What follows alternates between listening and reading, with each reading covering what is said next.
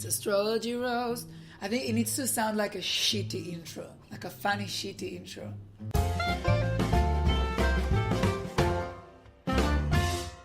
Hi everyone and welcome back to Astrology Roast. My name is Karen. My name is Itai. And as always, we are super delighted to be back with you again.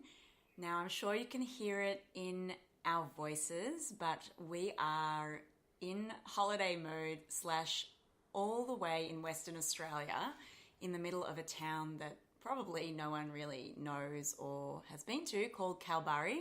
Yeah, you can hear that we're not on the couch. Our voices are completely different, somewhat more relaxed and open and, full-rounded people that we are. Yes. And it's just so different. Everyone here is so tall. So tall. So Western Australia is like an enormous chunk of land super far away from Melbourne and from all the major cities in Australia. And we are now 6 hours out of Perth, which is the capital city of Western Australia. And someone told me that Perth is the most secluded, it's the biggest city that is the most further away from another city or something. It's so far away, but they're really living their best lives in Perth. Yeah, so well, they're huge. Everyone here is a giant. It's like everyone's so tall. When plants, if you put a plant in a dark room, then it will grow towards the sun, where the sun comes. Nature adapts to the space. So I feel like because Western Australia is so big, the people here are just bigger to feel the space. Or to reach the sun. They're all reaching. I feel just so short. Everyone is enormous and the serving sizes here are enormous. The smiles are enormous. People, as soon as we stepped off the plane, which is a 4-hour flight, which was also, I might add, a Qantas flight. This has been my dream for the last 15 years to go on Qantas Airlines, which is Australia's premier deliverer of airline services. And it's like Uber Premium. It's Uber Premium, yes. It is. It's it was a great experience. It was amazing. I probably will never get to do it again. So the people here are super nice.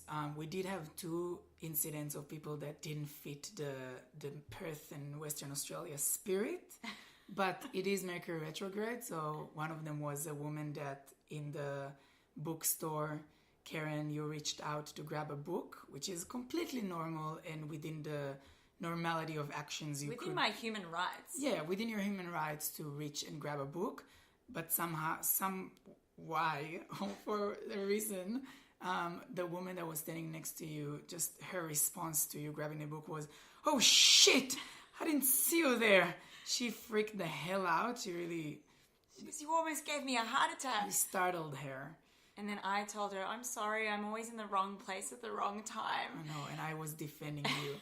I was like, "No, you're not. You're doing something completely normal. You're grabbing a book." Well, as you said, it's been, we're kind of peaking with the Mercury Retrograde. It's finishing around the 28th of March. So it's, just before it finishes, Mercury Retrograde seems to peak in its confusion and headfuckery. Yeah. And as a very mercurial Gemini with 1 million planets in Gemini, as we all know, I'm very impacted by that. So I think she was just picking up on my retrograde vibes. But yeah, she was a bit over the top. But beyond her and an interesting woman in an interesting sex shop.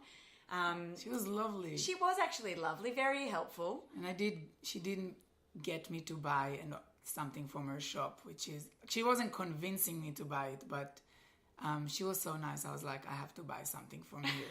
Every product she points to, she goes, "Oh, my gays love it. The gays love that product." The gays buy it in bulk. Yeah. I really buy things based on either if I've seen a celebrity posting about it on Instagram or if the salesperson is really nice.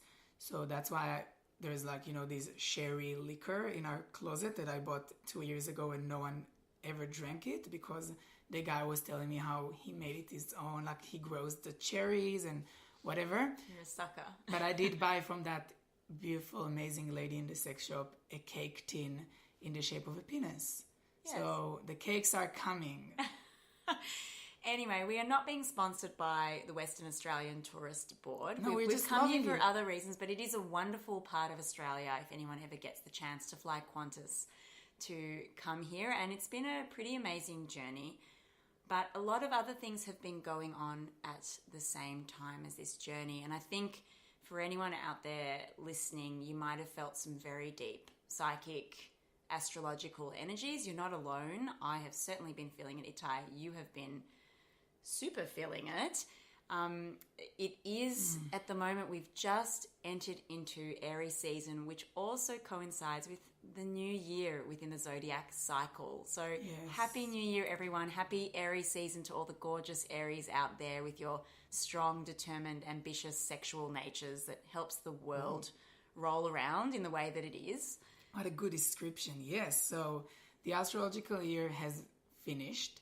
We're still in Mercury Retrograde, and that's why some people find it a bit hard to transition from Pisces to Aries season, but it's very soon going to be over.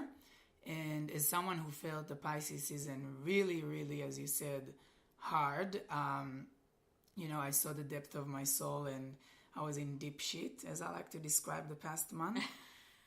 Just, every night, dreams and sadness, and having conversation with my grandma, with my dead grandma, and just like overall not living my best life.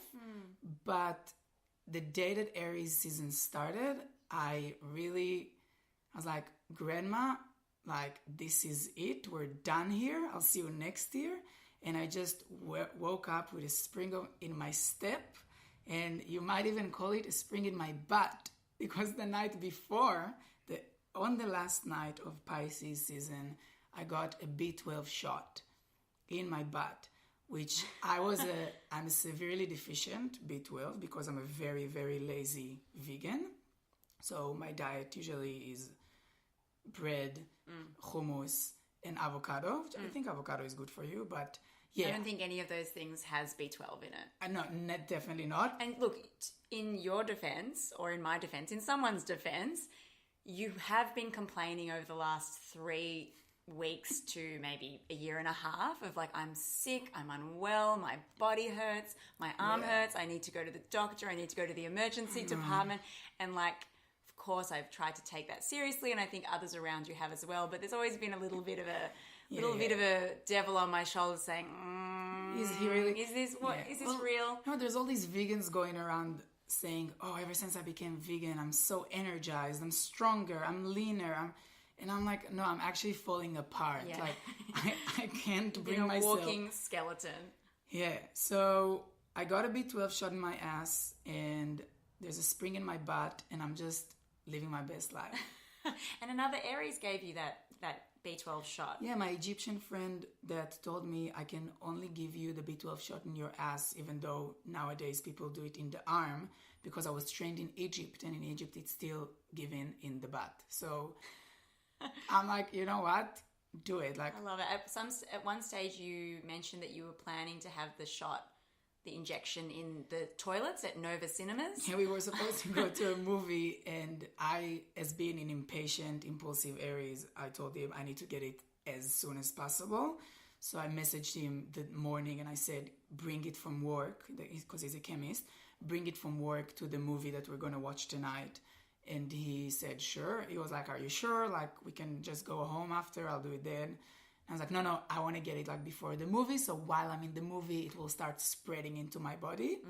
But he forgot it at home. So of course I was really mad. But then we drove after the movie, and he gave it to me. It was everything, all is well. And I woke up the next morning feeling like a new person in a new year, in a new cycle of life. Aries season. The sun is in my sign. Yes. And the injection was in your butt. Yeah.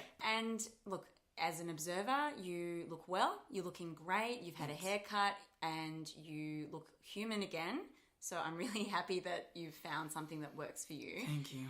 But I think it might be a little bit incorrect to say that this little spring in your step is only due to the B12 shot. I would say I think there's a couple of other things that have been hovering around that might have added to this little smile that's from your left ear to your right ear. Any new additions, any new, long-haired French reasons that you might be feeling a little bit more Well, you might be referring to... boppity. You might be referring to my new boyfriend. I didn't want to. I didn't know if it was official. Well, listen. I didn't want to out you. Considering the fact that now we are on, this is a Sunday. We're recording the podcast on a Sunday, and I met this guy this Monday, less than 7 days ago.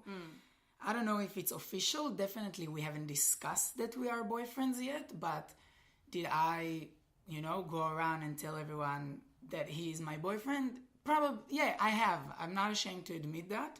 I have sent pictures of him to everyone I know saying, look, this is my new boyfriend. And I do refer to him often as my boyfriend in the past 6 days. What can I say? Yeah. I fell in love in a hopeless place.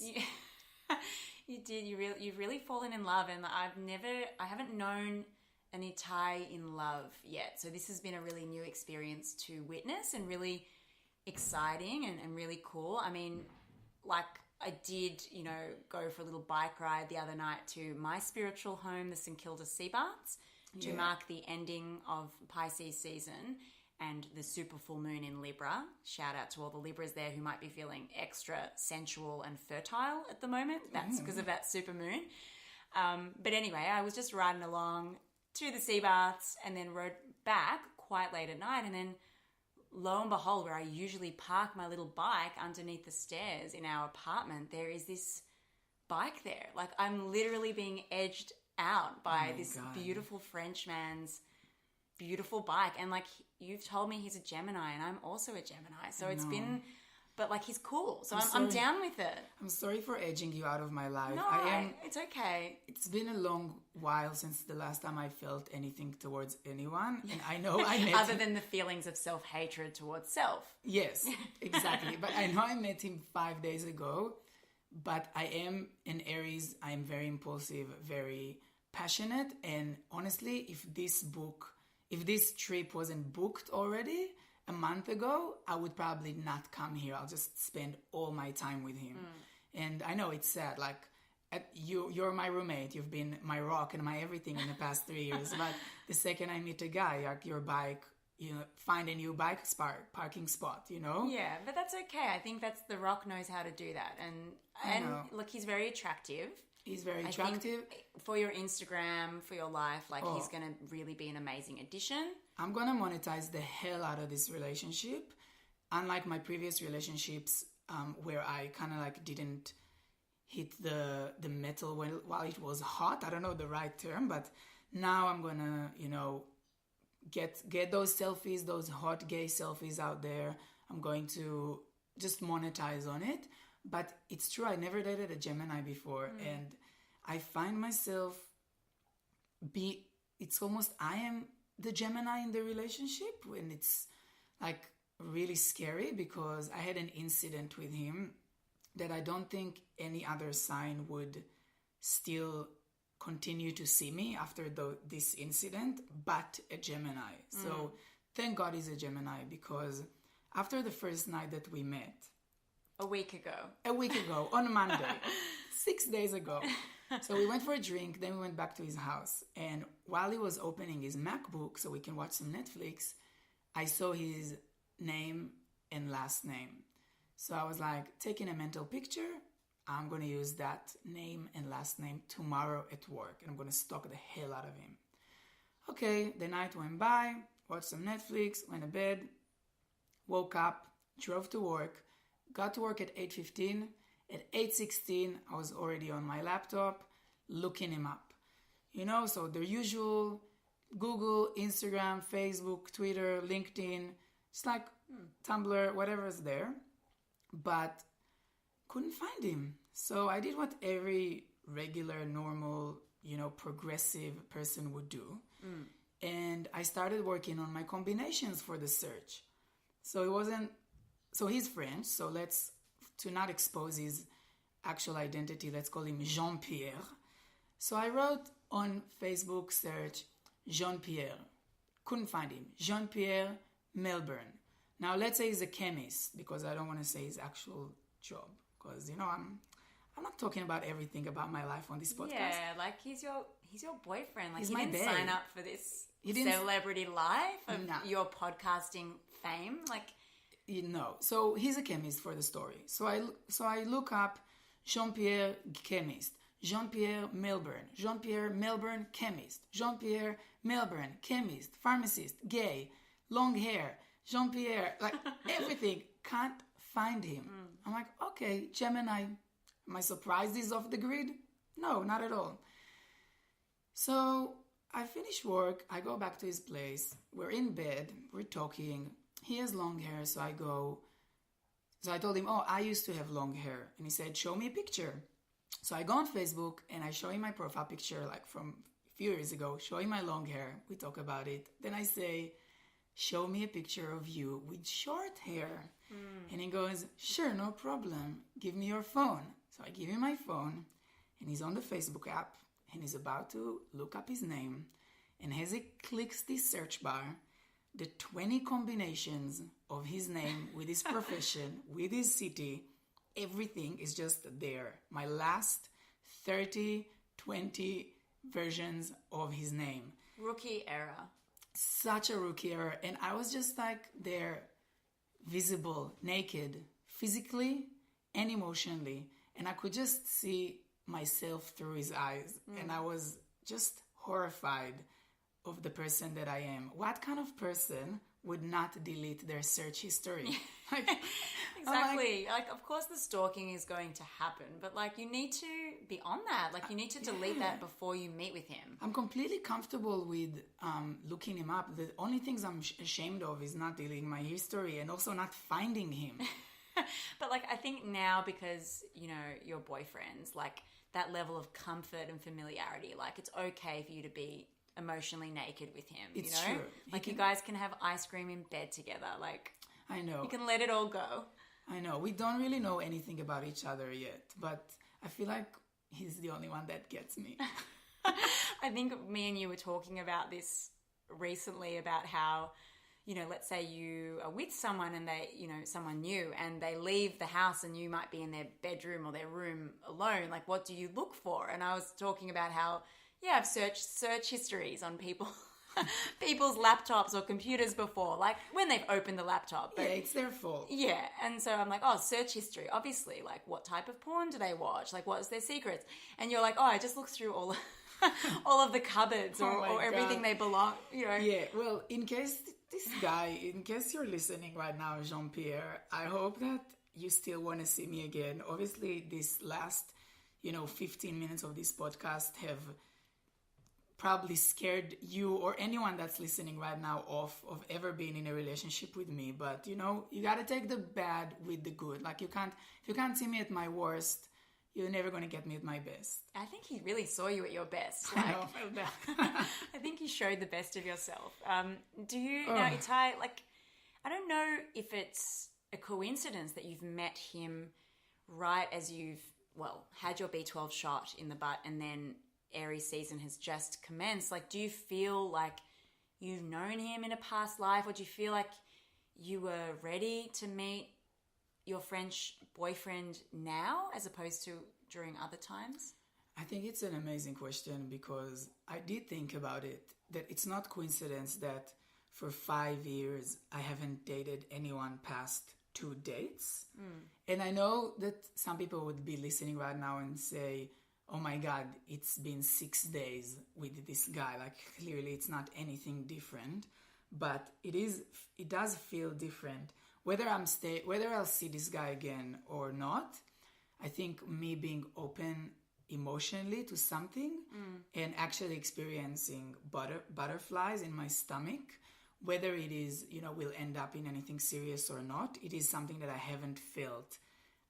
I haven't allowed myself to feel in 5 years. And I think in the past 5 years, I was in some kind of retrograde or ending to a version of myself that I didn't want to have anymore. The version of myself that, fell in love. The version of myself that allowed myself to open up to love. So my previous relationship was very kind of like jumping into it, eyes closed, trusting in the universe and being hit by a bus. in response to that. No, I'm joking. It was an incredible feeling of being in love, like what they sing about in the songs and show you in the movies. And we all know how much I'm a sucker for like a movie experience. But then I was shut down, and for 5 years I was, being myself, being single, and having my autonomy. And I know just 2 episodes ago I celebrated that, and I still celebrate that. It's still a huge part of my identity that I am not looking forward to give up on. But I think at the end of Pisces season and the things I experienced in Pisces season and in the past 5 years, it was almost as if shedding a layer of skin. Not like that incident where I tanned myself with canola oil and shed my entire layer of skin, but like I am willing to let go of like these old habits and kind of, I might be hit by a bus again. And maybe Khamsa. Maybe when we get back to Melbourne, Jean-Pierre will say, listen, I kind of listened to your podcast and you're fucking insane. So don't ever contact me again. Would you just be like, oh, well, thanks, another listen. I was another listen. Like, share and subscribe. Yeah, love you, bye. No, I think it's really beautiful what you're talking about, because I know that the reasons, I mean, we haven't even mentioned why we have come to Western Australia for 3-day, shotgun trip. Like, you had wanted to see this famous pink lake that is in the middle of pretty much nowhere in Western Australia, and you wanted to see that before you returned to Israel. And yeah, I just came along, but but I think it's really beautiful that you wanted to see that pink lake for some reasons to do with this cycle, and just as you're feeling maybe that heart-opening experience, you find yourself here. I mean, what the fuck? Well, first of all, I would like to say that for me, having you here is a crucial part of my experience, because I think you play the crazy role, a substantial role in my life. And, a lot of my learning is coming from talking to you on the couch for hours on hours about the same topics and about the same things. But I wanted to come to the Pink Lake not only because of the selfie opportunities, but also because when I was in that previous relationship with my Aquarius ex-boyfriend, we had that image. So we were really romantic. Like, he would write me letters and send them to me overseas with his handwriting, like legit, and like drew portraits of me and sent them to me, and like all these things. And in one of his letters, he described this surreal place that existed with all the things that we liked. So, for example, it was a cream soda lake with flying Pop-Tarts, and their wings were made out of Score bars, which is like a candy bar, I think, from Canada. And it had all these elements in it and the clouds were like cotton candy, basically a Katy Perry video. But it felt more real and romantic when he wrote that with his handwriting, with his beautiful Aquarius handwriting. And then they like to leave their mark. Oh, they sure do. And in response to his letter, I'm like, with my crazy Photoshop skills, I took all these pictures and I stitched them into a picture that was exactly what he described in his letter. And it's on my private Instagram if you want to see it. I posted it in April, I think 2016, because that was like the anniversary of our breakup. Wow. Yeah, so I think it was like the 28th of April or something. So scroll back, you'll find it. And if you actually scroll back and find it, like it so I'll know you saw it. And I made the picture and I sent it to him, and it became like our thing, this like cream soda lake. And when I came to Australia and I found out that there is a lake here that is pink, I was like, oh my God, I have to see it. It's my cream soda lake. But obviously we're not together. We were not really in contact. So I thought to myself, why do you need to go there? And is it for him? Is it for you? And I feel like now, when all these planets that I would love you to explain in a second what's happening in the sky right now, because it all fits. Oh, I will. So I feel like it just came about that at the end of this Pisces season, and I felt like in the past 5 years I've been in a long Pisces season. In this end of Pisces season, the beginning of the new year, feeling a little bit of butterflies towards someone new. And now that pink lake for me represents kind of like childish excitement or childish faith in love or faith in magic or faith in, fairies or whatever it is, that as a kid you're not afraid to say, yeah, I believe in fairies, yeah, I believe in magic, but then you grow up and you're like, nah, pink lakes don't really exist, fairies don't really exist, all these things. So I'm going to see this pink lake tomorrow morning, and I think for me it's more about acknowledging that it's okay to believe in those things. You might get hurt.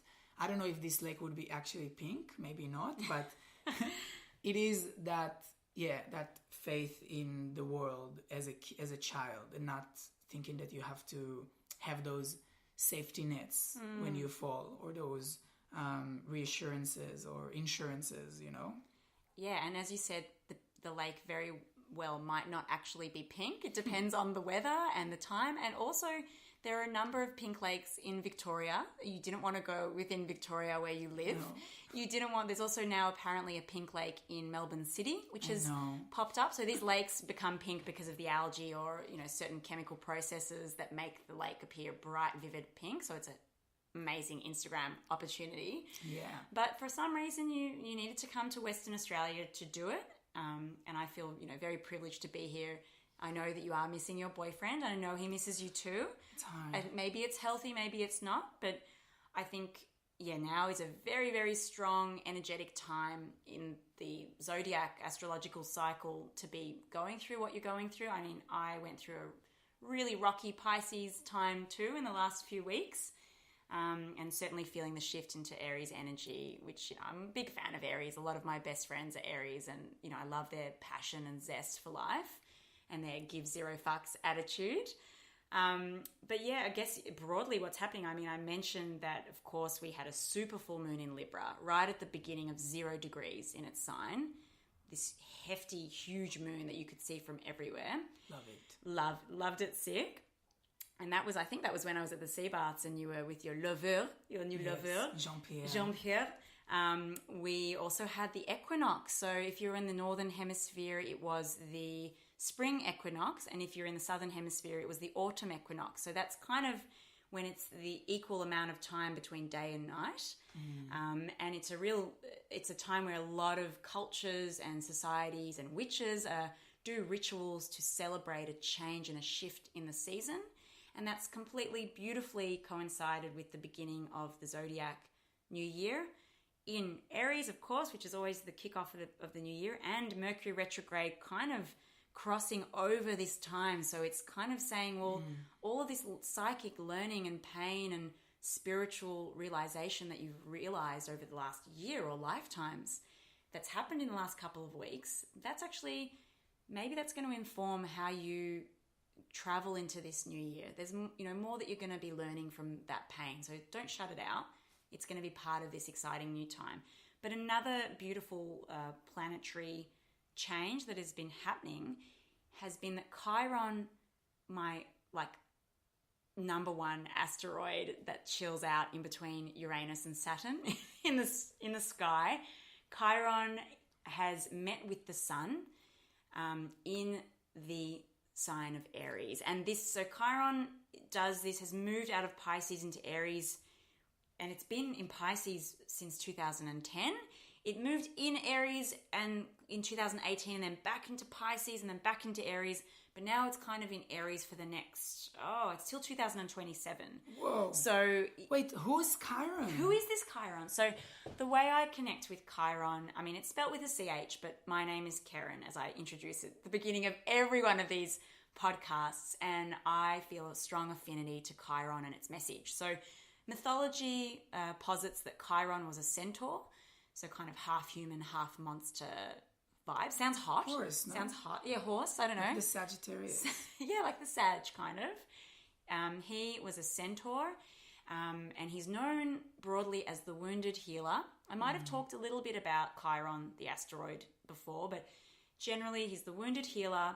So he could heal everyone but himself. So he couldn't heal his wounds, but he did a pretty good job of healing others around him. And the asteroid Chiron, which was discovered quite late in the game, so it's a kind of a newish discovery in the sky, has come to represent Yeah, similarly, the wounded healer. So basically, what are the wounds that we have from this lifetime, from previous lifetimes, from our mum, from our dad, from, this bitchy person that was rude to you in a bookshop in Perth? It doesn't matter where it was.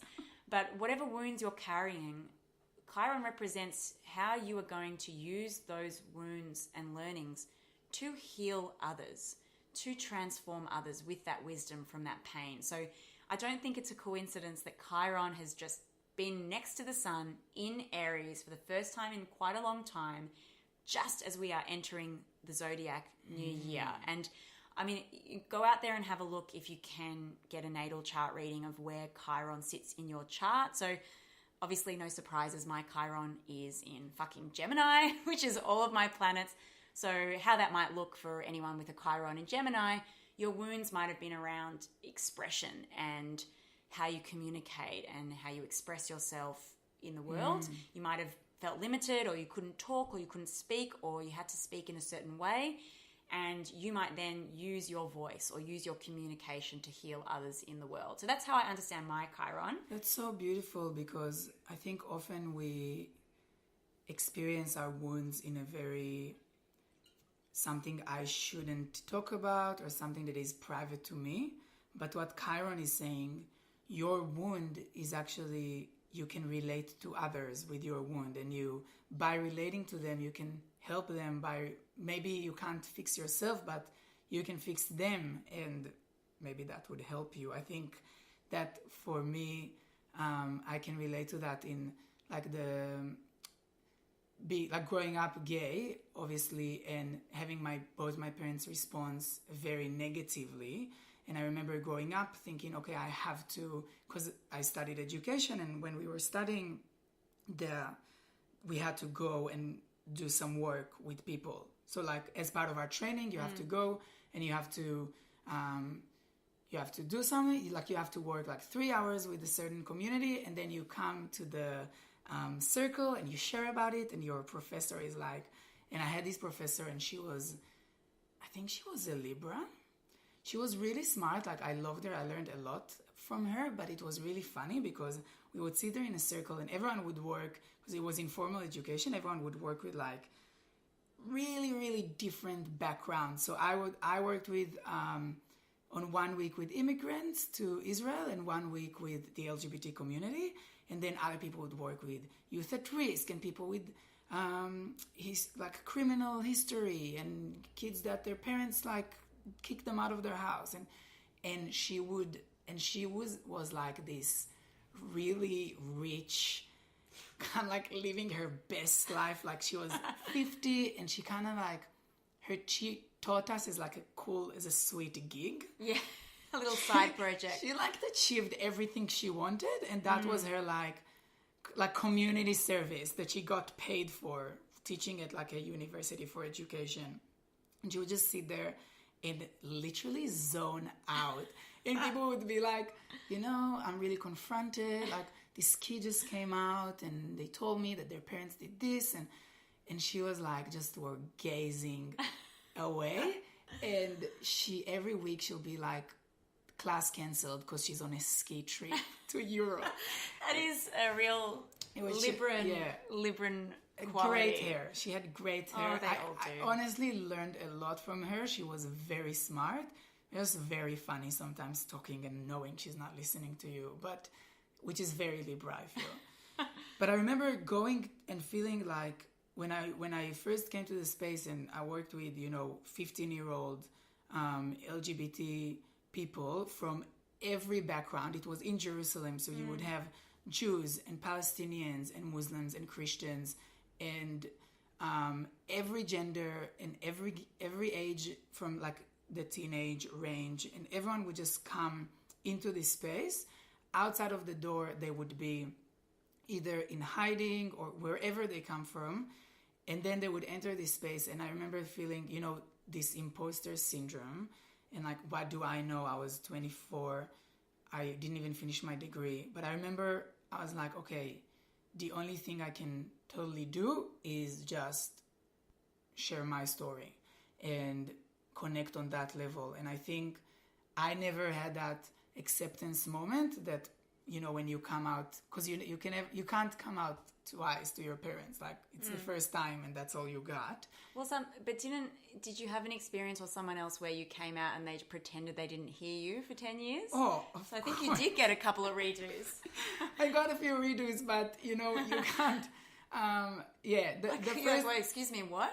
That was. I remember when I was driving my auntie back to the train. She came to our house, and that was like way after I came out for real. I had a boyfriend, like everyone knew him. So I told you about how one auntie of mine always referred to my boyfriends as my really good friends. And this auntie never even acknowledged that I was gay. And I thought she knows, but she's like, don't ask, don't tell kind of policy, which I'm fine with. I was driving to the train and she was blessing me to find a woman and get married. And I was like, really shocked. I was like, dude, I'm not gonna, if I ever get married, it will be to a man. Like, and I just said it to her, like, thanks, but first of all, I don't think I want to get married, and secondly, it will be to a man. So if you're still happy with that, keep blessing me. But if not, then like, don't tell me that ever again. I was like, I totally like snapped. And she was like, oh, I didn't know. And like went on the train, and 2 minutes later when I was back at my parents' house, my mom was like, what did you tell your auntie? She already managed to like update her. And I was like, what the fuck? Like, everyone knows I'm gay. And yeah, that was nice. That was actually one of my better coming out stories. You got your moment. You really got your moment. And I think, now that we are moving with Chiron shifting into Aries for the next quite a few years, this approach that we have to our wounds or to what needs to be healed is going to be pretty much like hitting the nail on the head. So charging forth with your life, still living a full and meaningful life, irrespective of what's happened to you, and using that as wisdom. If I have permission to nerd out a little bit on this podcast, always. I'll just take it slightly more esoteric. Why not? Go for it. I'm in Western Australia, so I feel like I can be a bit larger than life. But so Chiron being similar to my name, Karen, and so if you do forget what Chiron means, just think about me as the wounded healer. Have an image of me, feeling sad and like, talking to people on a soapbox, and no one's listening on the soapbox, but I'm still talking at them. But Chiron, similar to the word, there's Buddhist terminology called karuna, and that refers actually to wisdom, a kind of all-knowing, deep wisdom, and it goes hand in hand with the Buddhist term metta, which is kind of loving, compassion, and kindness. And, I always understood the wisdom aspect to be a bit more serious, and the metta aspect is more light and smiling and happy, and that loving quality that you take to everyone that you meet.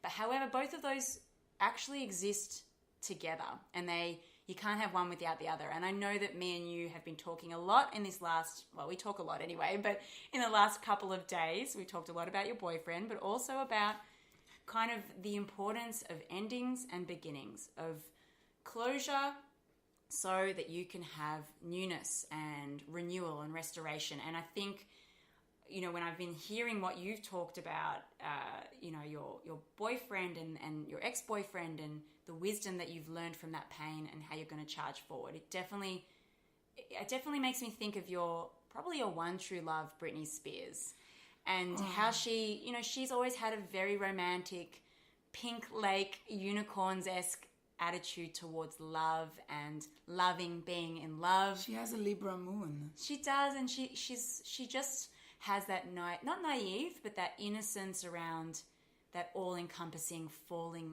deep into love. And she's, been publicly hurt and really touched the depths of her soul, just like you did during Pisces season. And I think she's a real example of how you still can maintain that quality of love. I know, and of hope for love. It is true, and it is something that I never actually, now that you say it, I'm like, oh yeah, Britney, alongside everything that she is an inspiration for, it's also that kind of like believing in love and believing in fairies. And I think her Libra moon, it's the thing that gets her falling for guys so often. And her Capricorn Venus is also that traditional love, and that I want to marry someone, I want to have kids with them, I want to do it properly. And unfortunately, she stumbled upon an Aries man, Kevin fucking Federline. I don't know his full chart. It's probably like demons in all his planets were like in a demon space. I don't know what's happened there, but yeah, she is that kind of person that falls in love head over heels. And I think it is something to learn from her. And the beauty of all of this, if you want to interpret what's going on at the moment with stars and celebrities, you can. But if you want to look at the, astrology for an understanding of where you are at in your cycle of life, be it, the end of a journey or the beginning of the journey, you totally can. So we listened to a podcast in the car whilst, obviously listening to Shania Twain with my hair flowing in the wind whilst driving down the coastal drive in Western Australia. And bugs were like, entering into my eyeballs and kangaroos were at, risk of running onto the car. But Shania was playing. Shania was playing, and I felt like I was on a real road trip of self-exploration and healing. But anyway, listening to a podcast by cosmopolitan astrologer and podcaster Eliza Kelly called Stars Like Us. It's really awesome, really interesting. But she discussed the cycles of the week and how every day in the week is related to a planet and is related to an energy. And I think this is super cool. So I'm just going to indulge and run through them because I think it's another way that, like, let's say you're feeling a bit off or like you've got period pain or like you're just in a shitty mood and like, oh, I don't feel like going to work today. You can then be like, you could probably authentically tell your boss, well, it's actually Venus day and I need to be sensual. Or it is Mercury's day and I am cognitively very switched on. I need to work from home where my internet connection is better. Like, I think that this could take over instead of, a stupid certificate, medical certificate that doesn't really tell anyone anything. Anyway, so I'm going to run through the days of the week as another really important cycle that we go through weekly. So Sunday is actually the start of the cycle of the week according to astrology. So Sunday is Judaism. And to Judaism, yes, yeah.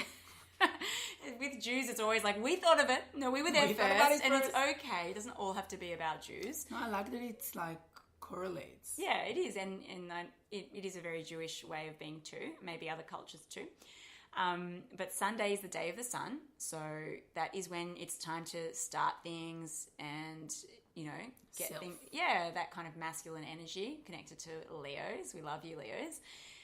Monday is the moon day. So Moon day. Moon day. That's it, moon day. So this is actually related to the sacred feminine energies of the moon. So similar to that full and new moon cycle of healing and sometimes going inwards and femininity and emotions and the feeling state. So that might be a really beautiful time to do work with the moon or work with your emotional side. First of all, I'm never saying Monday again. From now on, it's Moon Day. Yeah. And want to also, grab a coffee on Moon Day. It's such a shame that in the Western society, we start work on Monday, because it sounds like it should be a day of introspect. Yeah, and like totally, perhaps that's connected to the gender wage gap and like the patriarchy saying that, we're going to kick off the week on a Monday when it's actually Moon Day, in which we should be glorifying and celebrating whatever femininity means to everyone, obviously not just women. True. So that's Moon Day. Now Tuesday, which one was Tuesday again? Mars Day. Mars Day, that's right. So Mars being Aries energy. So if you are in a position of power or control, great day to start a war. Aggression, sexuality. Sex, that's your sex time. That's your date night. Yeah, book all of your orgies for Tuesday. Yeah. Go on the apps at 3 a.m. on a Tuesday because Mars is going to give you that little bit of a boost. Yeah. A little bit of a kick. I mean, I think Moon Day could also be a sensual day for kind of that crying lovemaking maybe, which I think is a real thing for some people. Definitely. Anyway, Wednesday, of course, the day that I was born. What do you think? What day is that? That's a fucking Mercury day. So this is your Gemini day. Okay, I have a theory that Karen was never born. She actually, someone picked up the phone and she came out of the line, out of the phone, or maybe someone just logged onto the internet in 1988. Yes. And you, for the first year that the internet was invented, and you just came out of the wires. Well, there are a couple of question marks. I mean, when I ask my mother Show me the receipts. Exactly. When I ask my mum anything about the past, she says, I don't remember anything. So I wouldn't be surprised. It's pretty shady, but maybe I am so Gemini and so mercurial that I don't think I exist outside of thoughts. So anyway, show me those receipts. Mother, Cancerian mother. Obviously I care about my mum and I wish her all the best. But Wednesday, so this is the day of Mercury, so a day where your cognitive thinking, intellectual energies might be really sharp and really, we talk about Wednesday as hump day, but, astrologically speaking, it might be when you're ready to kind of get some shit done, write that book, write that poetry, send that email, create that blog. So cognitively, you should be pretty switched on. Thursday is a great day as well. So that is Jupiter's day. So Jupiter, Sagittarius's ruling planet. Thursday is fun, optimism, travel, movement, success. So if you need to do anything around something being successful, maybe buy a lottery ticket on that day. I know a lot of Librans out there are a big fan of buying lottery tickets. So maybe that's a good day to do it. You might have a bit more good fortune. That was also Eliza's suggestion. And yes. She's a legit astrologer. So. She is. I'm sorry. I stole it. Well, I think we should all go and check her podcast out as well, because she is, Karen and I sit here and we talk about astrology and we give examples, but Eliza Kelly that's her show. She knows her shit. She knows what a conjunct means, adjunct, sextile, square, all of it. And she's fucking good. And she's funny and smart. Funny and smart. And also, she said that, Thursday is a lucky day, so go for it. Yeah, go for it on Thursday. What about Friday? Friday is Venus's day. So Venus is the ruler of two signs, Taurus and Libra, but known for Venus's sensuality. So again, a really good day for sensual pleasures, getting that haircut, beauty, appreciating beauty. Maybe you want to go to an art gallery if that's your thing. Going on a Friday night date could be a bit fortuitous on that day.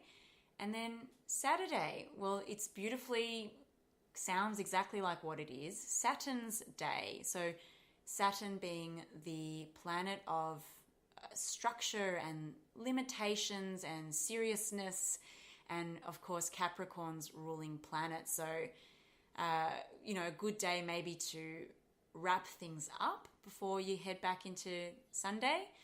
And it's also Saturn is about the lessons and the learning. And it seems very fitting that at the end of the week, you'll kind of sit and reassess and learn, and okay, what am I taking with me to the next week from this week that I've just had? I don't know, I feel like it's getting your shit in order, which is weird because the Saturday is when everyone's hitting the clubs and stuff. So I'm wondering, if we're all a bit out of sorts. I'm curious about the other planets, those big planets like Pluto and Neptune, and how they're represented in that cycle. But anyway, just another way, as I said, for people to understand where they are at cyclically in their life. So you can follow the moon cycle, you can follow the yearly cycle of the Western calendar, or potentially the zodiac calendar or the lunar calendar. You can also follow, of course, the menstrual cycle. So I have a very well-read book that sits in my house called Red Moon. And it is a bright red book that I got from a quirky and unsettling crystal shop in Glen Iris or Malvern, and it's a bit of a scary shop, particularly because it feels like you're in a hoarder's house. Everything's everywhere and there's crystals everywhere, and everyone just looks like they're a little bit on edge and seeking answers to their psychic pain. But I was there, of course, and I found this book, Red Moon, And it's got a picture of a goddess or a witch on it holding a scepter or a sword or something like that. And it's all about mapping the menstrual cycle and how to channel creative energies according to that. What I love the most about this book is its really insane, vivid descriptions of every single cycle. So the beginning of the cycle is called the maiden phase or the virgin phase, which is a bit weird, but it's like that newness, that freshness, that Aries season, the beginning. And then you step into the mother phase. So, I mean, the only way I can think about that is as Jennifer Lopez or Oprah Winfrey, you know, the mothers of celebrity, you know, as we know it. And they just make you feel like they're just, like if you grazed your knee and you fell off your scooter, like they'd be really good and they'd like really sensitive and caring and they give you like a hug and a kiss and you'd kind of be still holding back tears, but trying to be really brave. Strong for J-Lo. I want J-Lo to see me crying. Yeah, exactly. I don't want to see me cry. So the mother phase, and then you step into the enchantress phase, which is, you know, it's known maybe in other realms as when you're PMSing, when you are angry and irritable and feel like, you know, blowtorching everyone around you. But actually that's when you're at your most creative and good shit can happen then. And then apparently when you're at the end of the cycle, it is known in this book as the hag phase. The hag. So, I mean, it's not actually a bad phase. It's that ending part of the phase. So when you feel connected to psychic, spiritual energies and you're going inwards. So I guess what we're kind of maybe saying in a bit of a long-winded way is that there are so many different cycles you can think about, but what is true to all of them is that the beginning is just as important as the end. And the wisdom you learn at the end is going to inform how you operate in the beginning of a cycle. And similarly, you know, the beginning of a cycle is going to inform how you operate at the end of any cycle. And I think so true. It's a really cool way to think about things. Because we have such a tendency to value different stages better than others. And I feel like we have such a tendency to avoid the hag phase, to think that ending, you know, phases are not good. We celebrate youth in our society, in Western society, you know, the children and the youth, but then the second you grow old is like ship them to a old age home or don't cast them to films or whatever it is. Yeah, and obviously for women in pop culture, that's at about age, 37? 27? And for Matthew McConaughey and Bradley Cooper, I mean, they will be operating as the main love interest until they're about 70 or 80 years old. Exactly. So, again, the cycles are different according to your gender identity, according to your privilege. So that's a whole nother discussion. Oh, that's a long, life-going discussion. Even this, you know, discussion around the hag phase. I mean, I don't know if there is a male equivalent to the hag phase, but this is because, you know, cycles can be seen as a feminine thing as well. But anyway, as you were saying. So I just think that it took me a long time to learn, still can't really do it, but accept and love those hag phase moments, those those Pisces seasons, those retrogrades. And it also takes me back to the beginning of this episode when you explained about the Buddhist terms about love and wisdom and how you have to love, almost like love your wound, like love those deep shit moments because they just as important. Like, I don't know if I was able to come to the Pink Lake had I not gone through the past 5 years or, you know, the past 30 years of my life. Yeah, it's true. And love them both. And they're both equally as important. So I hope that anyone out there listening, if you are feeling like you're at a closure or you're at a beginning, I hope that you are enjoying the beauty of that at whatever stage you're at.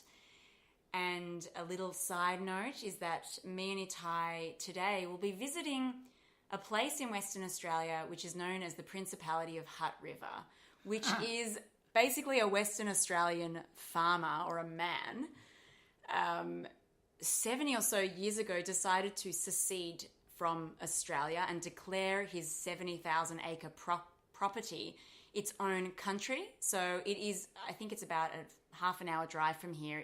He thinks it's his own country. You need to get a stamp in your passport to go in and out, apparently. A quick Wikipedia search showed that he does owe the Australian government $2.7 million in unpaid taxes. Fucking hell. But apparently it's a lovely tourist attraction in town. So it's his own country. He's the king. No, he died and now his son is now the king. So there is a new king of the Principality of Hutt River. And I also read on Wikipedia that a German person got in big, deep shit for trying to enter a country with a Principal of Hutt River diplomatic passport. So they issue their own passports and currency. Wait. And they've really... Something doesn't add up.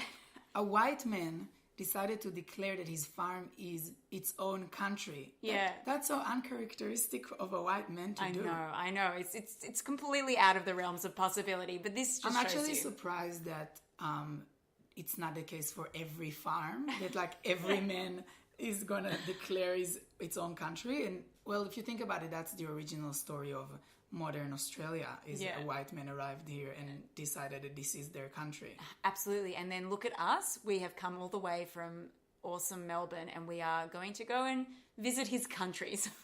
What does that say about us? But anyway, we'll definitely report back. But hopefully you've taken something from this podcast. Yeah. A big shout out, of course, to Eliza Kelly's podcast that Stars I've been Like really Us. enjoying. Check it out. It might be worth, just before we go, quickly to acknowledge that we have recorded this episode 3 times because Mercury is retrograding still, even though I'm in love. Still, the universe is not up to my pace.